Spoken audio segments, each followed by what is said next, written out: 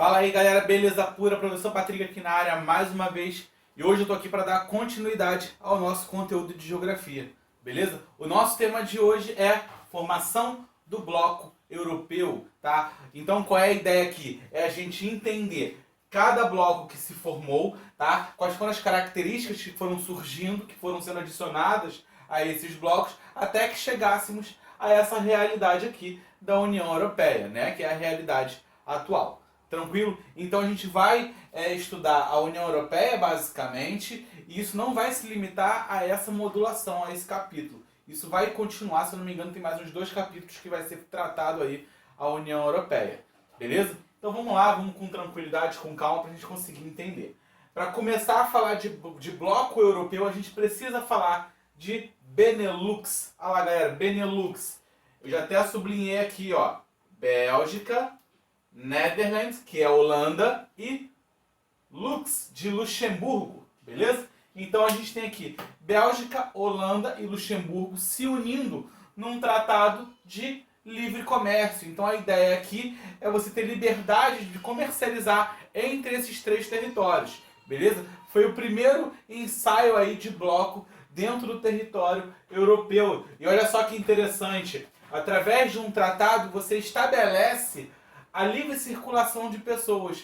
Então, o que nós temos hoje, né, como uma das liberdades da União Europeia, que é a livre circulação de pessoas, você já tinha aqui. Obviamente, aqui eu tenho de maneira muito mais aprofundada, mas aqui você já começa aí a ter um ensaio, né, sobre livre circulação de pessoas entre esses territórios.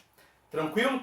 E após Benelux, você tem ali a formação da CECA. Olha só, Comunidade Europeia do Carvão e do Aço, que se estabeleceu aonde? Lá no Tratado de Paris. Então, esse tratado estabelece aí a formação da CECA, Comunidade Europeia do Carvão e do Aço. Beleza? Olha lá, eu vou ter um mercado comum e olha aqui, ó, focado na indústria pesada. O nome já dizia, ó, Comunidade Europeia do Carvão e do Aço. Se é do carvão e do aço, vai ser um bloco voltado principalmente, né, para as práticas comerciais envolvendo a indústria pesada. Tranquilo isso? Então você vai ter liberdade aí, né, de comercializar entre os territórios.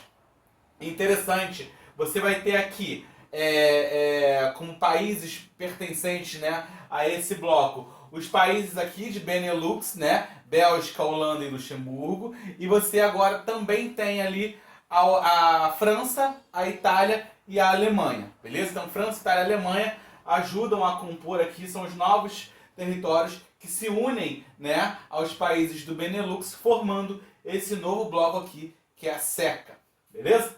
Olha lá, expansão do bloco, cooperação econômica, infraestrutural, social e militar. Então a gente já começa a perceber aqui uma coisa, você não tem mais um bloco que vai ter só a intenção de facilitar comercialização. Você vai ter um bloco que também vai pensar em que? Em cooperação, né? Ajuda mútua entre os territórios. Então, cooperação econômica, né?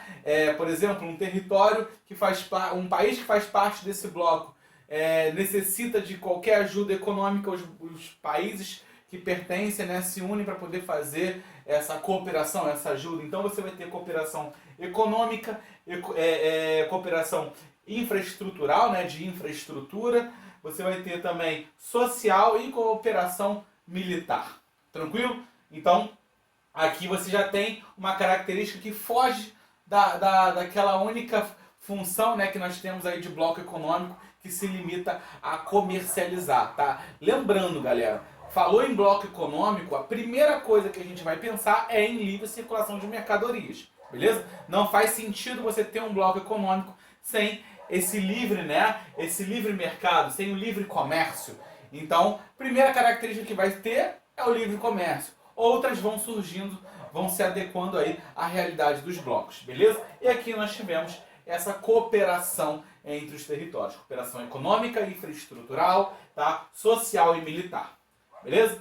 E, dando continuidade, a gente chega aqui ao CEE, Comunidade Econômica Europeia. Comunidade Econômica Europeia, que também pode ser chamada de Mercado comum europeu. É a mesma coisa. Falei de Comunidade Econômica Europeia, é a mesma coisa que mercado comum europeu. Aqui eu já tenho de fato praticamente uma preparação, né?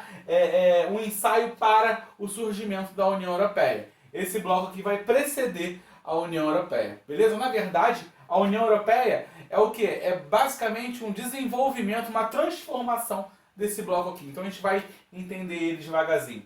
Então lá, Comunidade Econômica Europeia, que também pode ser chamada, né, de Mercado Comum Europeu. Você teve lá a Euratom, Comunidade Europeia de Energia. Quando a gente fala, né, Euratom, a gente está falando o quê? De energia atômica.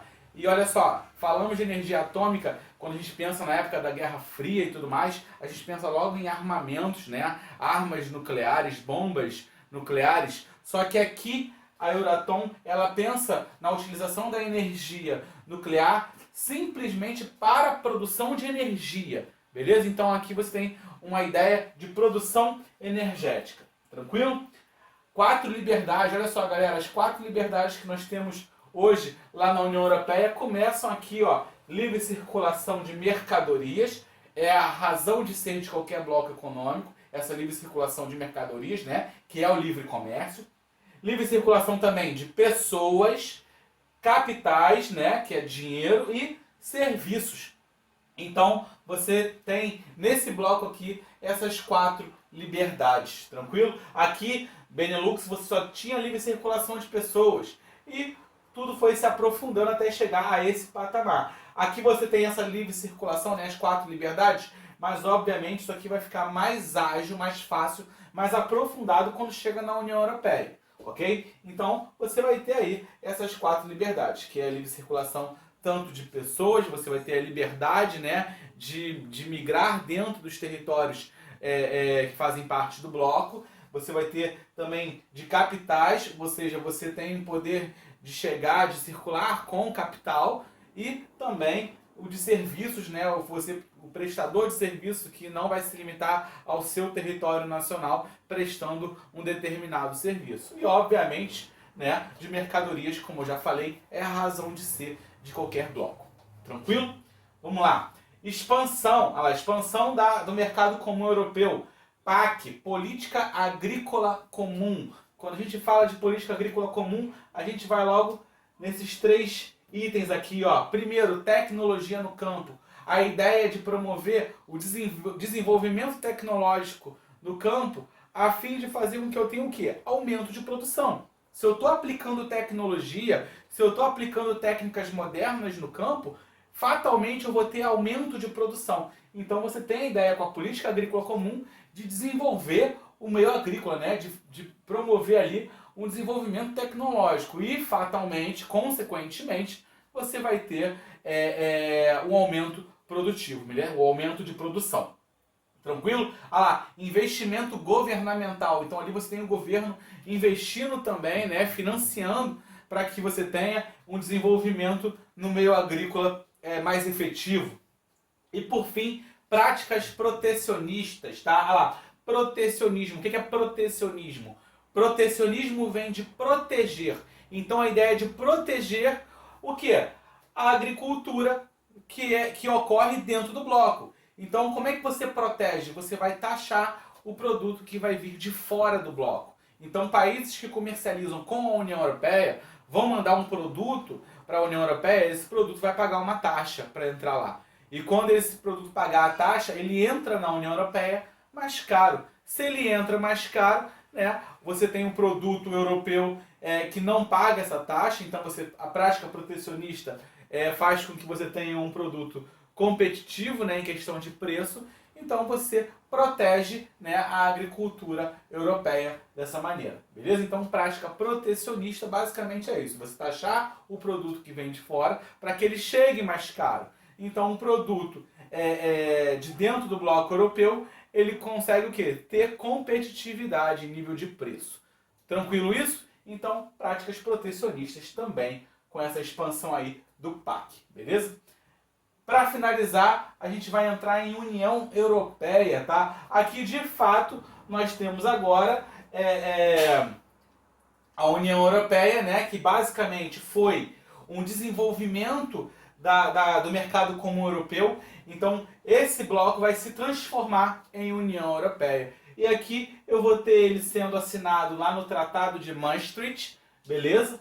Lá você vai ter uma união monetária e financeira do mercado comum europeu. Então, você praticamente pega esse bloco aqui e transforma ele numa união monetária e financeira. E quando a gente fala de união monetária, logo vem em mente o que? A moeda única. No caso da União Europeia, você tem ali o euro, beleza? E o euro ele vai ser adotado pela maioria dos países do bloco, beleza? Só que não por todos. Um exemplo, a Inglaterra. A Inglaterra não adota o euro. Por algumas questões, receio, né, uma nova moeda, sendo que a Inglaterra já tem a Libra, que é uma moeda forte.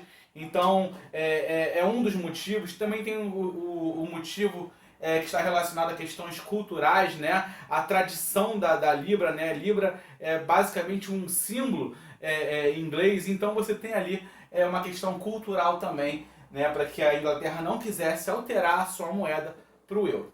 Tranquilo? Então, eu tenho aqui a moeda dos países que são, né, que na verdade mudaram a sua moeda, né, que passaram a adotar o euro, são os países que a gente chama de países da zona do euro, beleza? Os outros países, eles que não adotaram o euro, como é que funciona? Eles até aceitam a moeda, não é que eles têm uma negação em relação à moeda, eles aceitam, mas eles preferem não mudar a sua moeda, beleza? Porém, você tem ali a aceitabilidade do euro nessas nações que não adotaram. Tranquilo? Então, continuando, conceito de cidadão europeu. Olha lá, pessoal, eu estou unindo muitos países, tá? Então, são muitos países com pessoas diferentes, de culturas diferentes, com hábitos diferentes. Então, você vai ter ali fatalmente crescendo os casos de xenofobia. Então, quando se estabelece ali, né, o conceito de cidadão europeu, você vai ter um cidadão justamente que vai ter essas características, né, de diversidade e tudo mais, numa ideia de combater justamente esses casos de xenofobia. Tranquilo? O que se torna um problema muito grande, né, com o passar do tempo. Recentemente, com algumas lideranças conservadoras, você tem aí aumentado, né, esses casos de xenofobia na Europa. Tranquilo? Então, dando continuidade, a gente vai falar também aqui de a questão da Turquia. Olha só, galera, a Turquia ela tem um grande problema. Ela tenta entrar na União Europeia já há algum tempo, tá? Você tem ali pontos positivos e pontos negativos. Tudo indica que em algum momento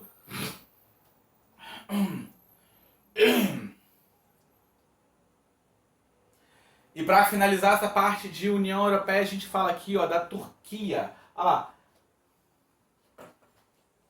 E para finalizar essa primeira parte de União Europeia, a gente vai falar de... E para finalizar essa primeira parte de União Europeia, a gente vai falar da Turquia. Turquia é um país que tenta entrar na União Europeia já há algum tempo, beleza? Só que ela encontra alguns impasses. Você tem pontos positivos e pontos negativos, né? Pontos que vão favorecer a entrada e pontos que vão atrasar essa entrada. Vamos falar um pouquinho aqui de alguns deles. Olha lá, pontos favoráveis, maior relação do bloco com o Oriente Médio. De fato, se a União Europeia, né, se a Turquia entra para a União Europeia, os países da União Europeia todos vão passar a ter mais acesso ali, né, a relações com os países do Oriente Médio, o que você pode ter com isso, né, pontos positivos. Beleza? Olha lá, novas parcerias econômicas. Se está entrando um novo território, um novo país, você tem novas parcerias econômicas. E grande extensão territorial, a Turquia tem grande extensão territorial e grande população. Então ali eu tenho um campo interessante para comércio, né? Você vai ter ali uma área interessante de consumo. Se eu tenho uma população grande, você tem ali um consumo que pode ser considerável. Tranquilo? E impasses, né? Pontos negativos. Olha lá, emigração turca, o medo de que muitos turcos optem, né, devido à livre circulação de pessoas, optem por migrar pelo território europeu, né, pelos países da União Europeia. Entrada de habitantes do Oriente Médio, você tem aí principalmente diante daqueles líderes mais conservadores, né, esse receio de que população islâmica, né, população do Oriente Médio em geral, entre no território, beleza? E para finalizar aqui, ó, galera, rivalidade geopolítica entre Turquia, que está querendo entrar no bloco, Grécia e Chipre. O território do Chipre já foi ali, né, alvo de disputa territorial, né, entre a própria Turquia e a Grécia. Então existe ali um desconforto, né, um impasse entre esses territórios que faz com que você tenha, né, um atraso na entrada da Turquia ao bloco. Tranquilo isso, galera? Esse tema bloco europeu, né, na verdade, União Europeia vai continuar, se eu não me engano, por mais 2 capítulos, como eu falei anteriormente, beleza? E é isso aí. Tamo junto, até a próxima.